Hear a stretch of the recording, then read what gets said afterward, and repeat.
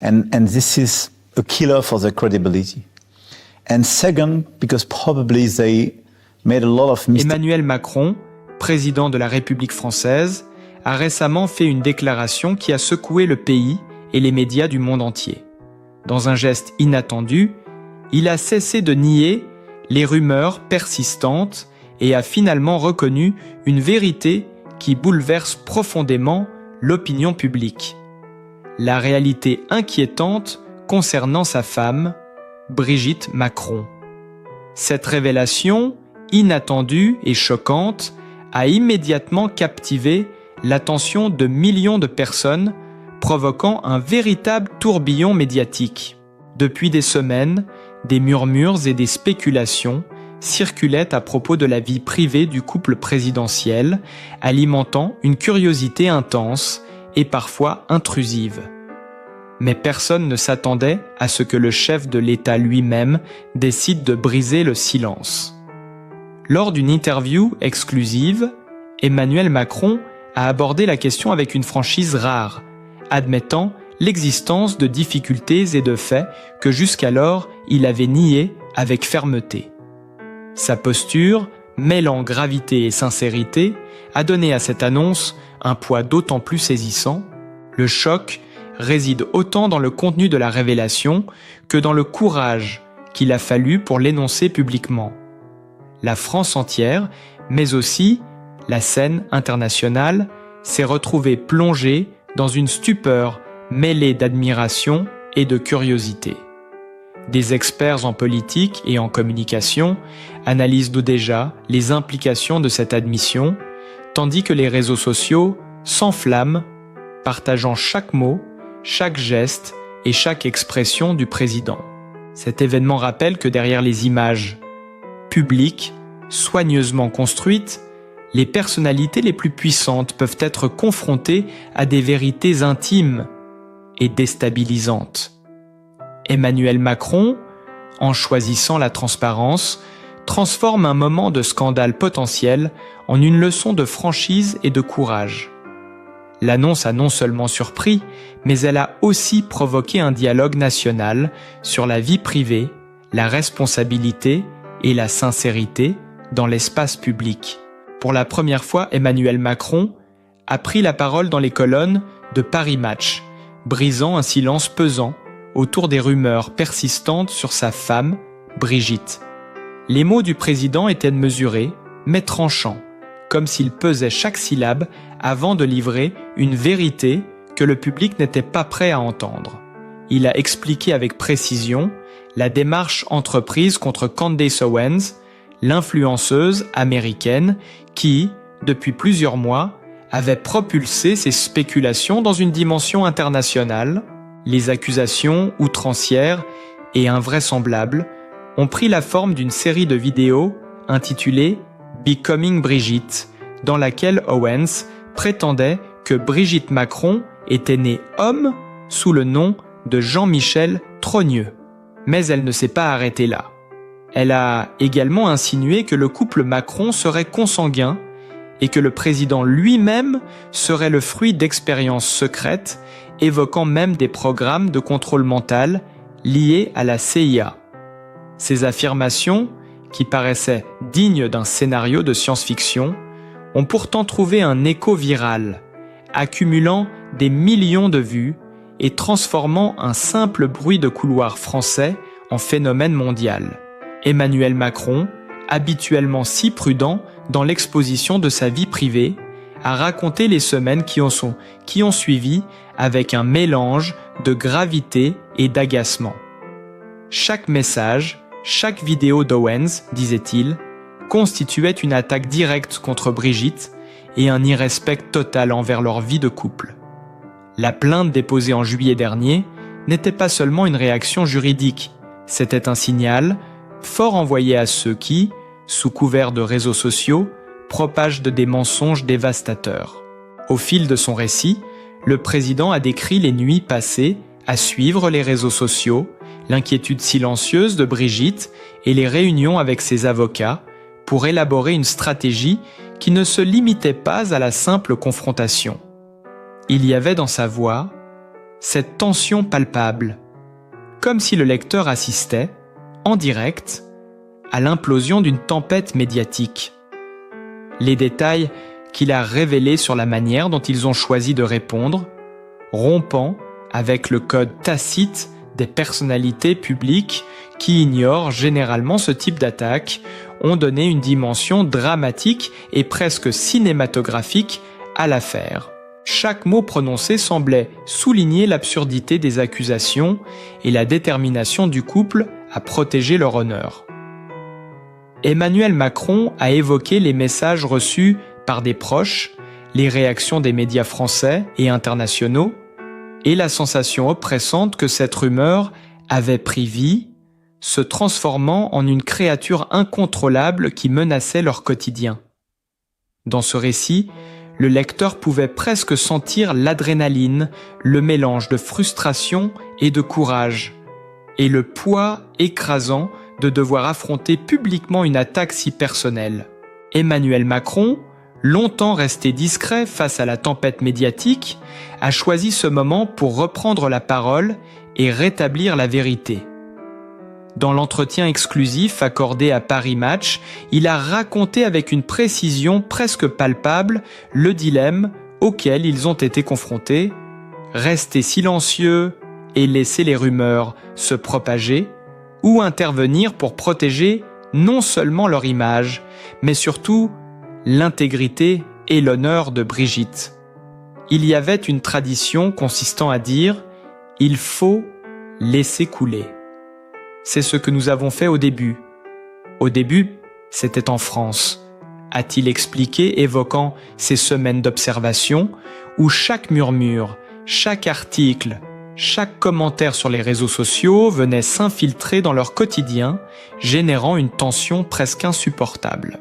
Puis, Emmanuel Macron a décrit comment la situation a rapidement échappé à tout contrôle dès que ces rumeurs ont traversé l'Atlantique. On nous a recommandé de ne pas déposer plainte. Cela risquait de provoquer un effet Streisand, qui attire encore plus l'attention sur ces mensonges. Mais cela a pris une telle ampleur aux États-Unis que nous nous devions de réagir, a-t-il raconté, sa voix trahissant la gravité de cette décision. Chaque mot semblait peser, chaque phrase construite pour transmettre la détermination qui l'animait à cet instant. Il a ensuite justifié la démarche judiciaire entreprise par lui et sa compagne. Il est question de faire respecter la vérité. On parle de l'état civil de la première dame de France, d'une épouse, d'une mère de famille, d'une grand-mère. Dans ces mots, le lecteur pouvait presque sentir le poids des responsabilités, la fatigue mêlée de colère et de détermination, et cette nécessité impérative de rétablir la réalité face à un flot de mensonges hallucinants. Emmanuel Macron a souligné avec force que la défense de Brigitte n'était pas une attaque contre la liberté d'expression, mais un combat pour le droit à la vérité. Ce n'est pas la liberté de parole que de vouloir empêcher de restaurer la vérité. Ceux qui vous parlent de cette prétendue liberté de parole sont ceux qui interdisent le camp des journalistes dans le bureau ovale. Je n'accepte pas cela. On pouvait presque voir, à travers ces mots, la tension dans les bureaux de l'Élysée, les discussions serrées avec les conseillers et les avocats, la stratégie minutieusement élaborée pour contrer l'onde de choc médiatique qui continuait de se propager. Chaque détail qu'il partageait donnait l'impression d'assister à la scène en direct. L'émergence de chaque rumeur, l'inquiétude de Brigitte, la décision de riposter par la justice et cette volonté inébranlable de transformer une attaque virale en une leçon de responsabilité et d'honneur. La narration d'Emmanuel Macron révélait non seulement l'ampleur de l'épreuve, mais aussi l'intensité de sa détermination à protéger sa famille et la vérité, comme si le spectateur pouvait sentir chaque battement de tension dans l'air. Alors que la France entière était suspendue à ses déclarations sur la rumeur autour de Brigitte, il est impossible de comprendre pleinement l'impact médiatique d'Emmanuel Macron, sans revenir aux événements et aux œuvres qui l'ont propulsé sous les projecteurs bien avant la tempête actuelle. Bien avant de devenir président, Macron s'était fait remarquer par son parcours fulgurant et son audace intellectuelle, mais un événement particulier a marqué un tournant décisif, la publication de son premier ouvrage majeur, Révolution, qui révéla au grand public sa vision et sa pensée politique. Le livre, accueilli avec un mélange d'admiration et de scepticisme, a exposé une ambition rare, celle d'un jeune haut fonctionnaire déterminé à remodeler le paysage politique français. Les critiques ont été unanimes sur un point: la clarté de ses analyses et la force de sa conviction capturaient l'attention du lecteur dès les premières pages.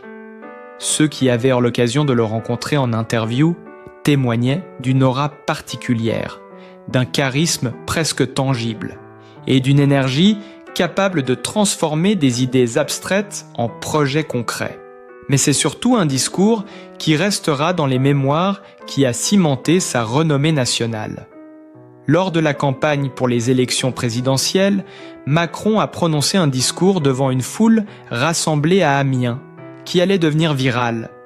Chaque mot était pesé, chaque geste réfléchi, mais l'ensemble respirait une authenticité rare dans le paysage politique français. Il évoquait l'urgence de réformer, la nécessité de moderniser le pays et la responsabilité collective.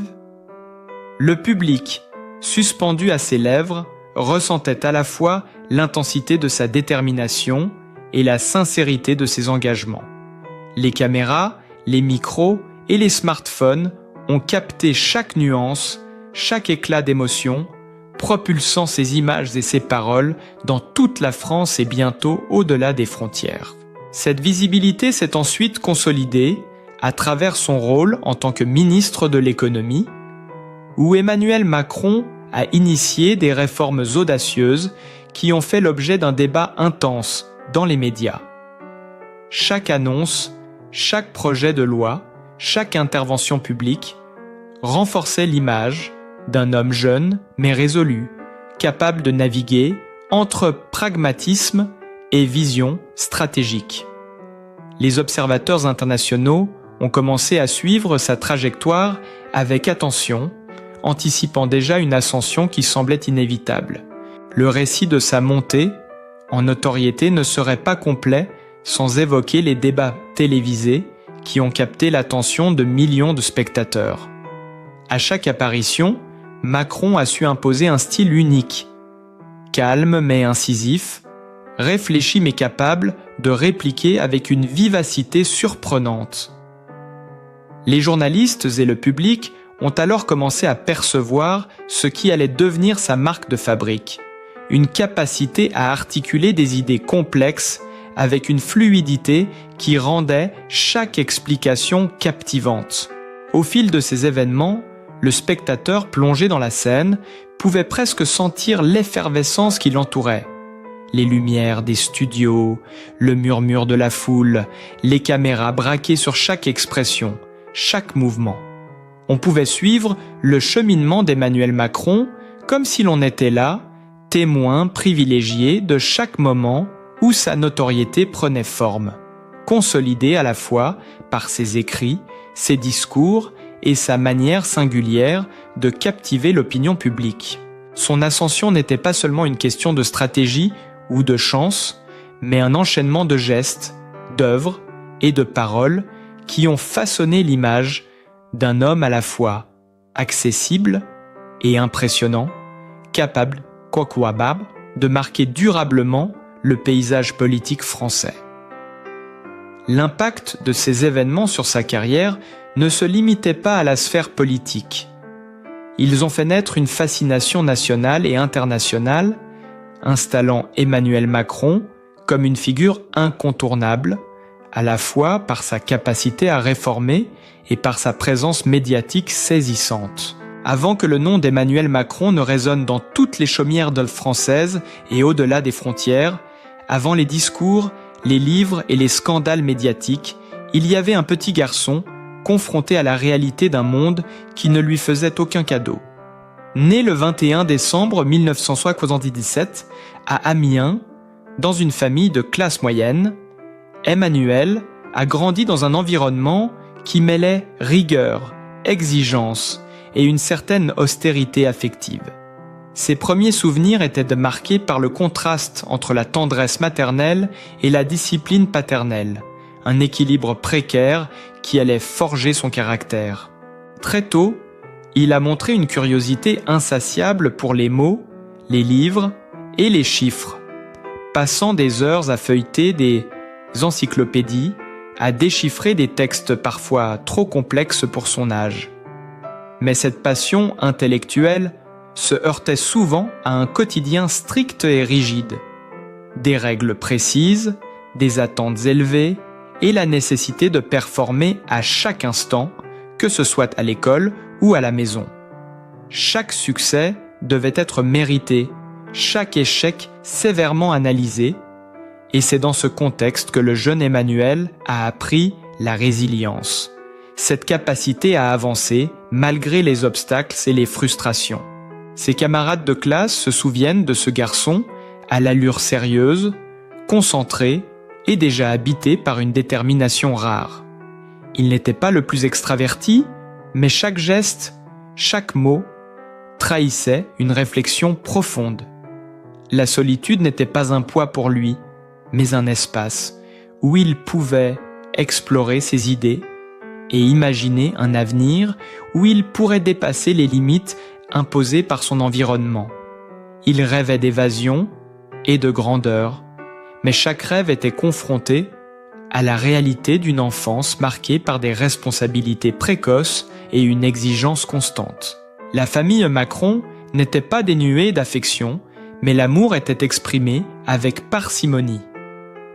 Brigitte Trogneux, qui allait plus tard devenir son mentor et partenaire, apparaît plus tard dans sa vie. Mais déjà, Emmanuel apprenait à naviguer dans un monde où il fallait prouver sa valeur à chaque instant.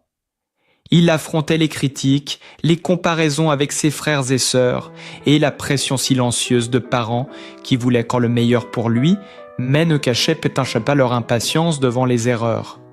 Cette enfance, difficile mais structurée, a construit un socle solide qui lui permettrait plus tard d'affronter les défis publics et personnels avec sang-froid et lucidité. Les premières passions d'Emmanuel se sont dessinées dans ce contexte. La lecture était sa porte de sortie, les discussions intellectuelles avec ses professeurs ses premiers terrains d'expérimentation. Il développait déjà cette capacité à écouter, à analyser et à répliquer avec précision, qualité qui allait définir sa manière unique de communiquer. Chaque petit succès, chaque reconnaissance académique n'était pas simplement une victoire personnelle. C'était une confirmation que ses efforts pouvaient le mener plus loin que l'ordinaire, qu'il pouvait transcender l'ombre de son enfance stricte et parfois étouffante. On pouvait presque voir, en suivant son parcours, ce petit Emmanuel, assis à son bureau d'enfant, les yeux rivés sur un livre de philosophie ou de science, absorbé par les idées, sans jamais se détourner de son objectif. Les anecdotes de voisins et de camarades le décrivent comme quelqu'un d'exceptionnellement attentif aux détails, observateur et déjà habité par une volonté de comprendre le monde dans toute sa complexité. Chaque difficulté rencontrée, qu'il s'agisse de moquerie, de rivalité ou de la rigidité familiale, ne faisait que renforcer cette ténacité silencieuse, transformant l'adversité en moteur de performance et de réflexion. Même dans ses années formatrices, le futur président semblait avoir conscience que sa trajectoire ne serait jamais banale. Les moments d'isolement, de lecture tardive ou de réflexion solitaire ne sont pas seulement des souvenirs d'enfance, mais les premières pierres d'une personnalité capable de conjuguer ambition, discipline et intelligence émotionnelle. Le lecteur, plongé dans ce récit, peut sentir la tension, l'intensité et la profondeur de cette jeunesse où chaque instant, chaque regard, chaque décision était une étape vers le destin qui l'attendait. Alors que le monde connaît Emmanuel Macron comme président, comme figure politique, au charisme intense, peu de personnes perçoivent la vie quotidienne qui se cache derrière le protocole et les apparitions publiques. La maison du président n'est pas simplement un lieu de résidence, mais un sanctuaire où chaque détail reflète son attachement à la simplicité et au confort discret, loin des projecteurs. L'Élysée, avec son faste et sa solennité, reste un cadre officiel, mais dès que les portes se ferment derrière les cérémonies et les réunions, Emmanuel retrouve un univers plus intime, partagé avec Brigitte, son épouse, et leur famille recomposée. Brigitte Macron n'est pas seulement une compagne fidèle, mais une partenaire de vie dont la présence équilibre le quotidien d'Emmanuel. Leur relation, souvent scrutée et commentée par les médias, repose sur un respect mutuel et une admiration silencieuse pour l'intelligence et la résilience de l'autre. Ensemble, ils ont su transformer les contraintes de la vie publique en moments d'intimité, partageant des routines simples, des dîners modestes loin des caméras, des promenades dans les jardins privés de l'Élysée ou des lectures partagées dans un salon aux couleurs douces et apaisantes. Ces instants, pourtant ordinaires, témoignent de leur capacité à préserver une vie familiale authentique malgré la pression incessante des regards extérieurs. Emmanuel Macron n'a pas d'enfant biologique, mais il partage avec Brigitte une famille élargie qui fait partie intégrante de son quotidien. Les enfants de Brigitte sont devenus une présence naturelle et affectueuse dans sa vie, et leur complicité, discrète mais palpable, se manifeste dans des gestes simples. Un sourire échangé autour d'un repas, un conseil donné avec patience ou une anecdote partagée qui fait naître un rire léger dans le bureau de travail du président. Ces liens tissent une réalité plus humaine et moins formelle que celle que le public perçoit. La résidence secondaire à Bregensons, sur la Côte d'Azur, constitue un refuge où Emmanuel et Brigitte peuvent échapper à l'agitation parisienne et à la rigueur du protocole. Là, au bord de la mer, le président retrouve un rythme différent. Les bruits de la ville laissent la place au clapotis des vagues. Les réunions officielles sont remplacées par des promenades matinales et des moments de lecture. Chaque pierre de la villa, chaque recoin du jardin semble être choisi pour créer une atmosphère de sérénité et de détente, offrant à Emmanuel Macron un espace où il peut pleinement se ressourcer. Les maisons qu'il fréquente, qu'elles soient à Paris ou sur la côte, sont empreintes d'un goût discret pour l'élégance et la sobriété, ni ostentation excessive, ni décor chargé. Tout y respire la fonctionnalité et le confort, avec des touches personnelles qui témoignent de l'histoire du couple, de leur voyage et de leur passion commune. Dans ces lieux, Emmanuel peut se laisser aller à ses habitudes quotidiennes, préparer son café, feuilleter les journaux, répondre à quelques appels personnels avant de replonger dans l'intensité de ses fonctions officielles. Même dans le rythme effréné de la présidence, le couple accorde une attention particulière à la vie culturelle et intellectuelle. Les dîners avec des amis proches, les visites d'exposition ou les lectures partagées ne sont pas seulement des loisirs, ce sont des moments de partage et de complicité qui renforcent les liens familiaux et personnels. Emmanuel, souvent perçu comme distant ou réservé, se révèle dans ces instants comme un homme capable de chaleur, de tendresse et d'écoute, qualités qui nourrissent son équilibre au quotidien. Chaque détail des déplacements privés aux soirées passées dans leur résidence secondaire témoigne de cette volonté de créer une vie personnelle, riche et authentique, malgré l'ombre écrasante de la présidence.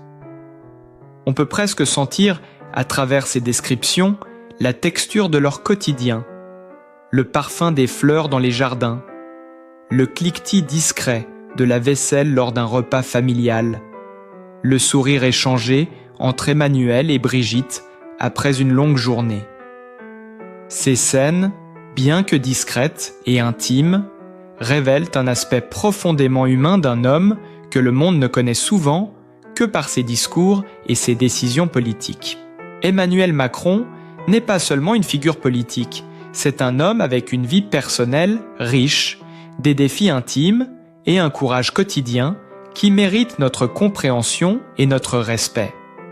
Derrière chaque discours et chaque décision publique, il y a un parcours façonné par des expériences, des responsabilités familiales et une détermination à protéger ceux qu'il aime, notamment Brigitte et leur famille. Reconnaître ces aspects humains nous permet de voir au-delà des projecteurs et des critiques et d'apprécier la force et la sincérité d'un homme qui se bat pour la vérité et l'honneur dans tous les aspects de sa vie. Si vous ressentez la même admiration et souhaitez soutenir cette vision humaine d'Emmanuel Macron, n'hésitez pas à liker cette vidéo, à la partager pour que davantage de personnes puissent comprendre son histoire et à vous abonner à notre chaîne pour suivre ses parcours, ses engagements et ses moments de vie personnels. Ensemble, célébrons la résilience, le courage et l'authenticité d'un homme qui incarne bien plus que le rôle public qu'on lui connaît.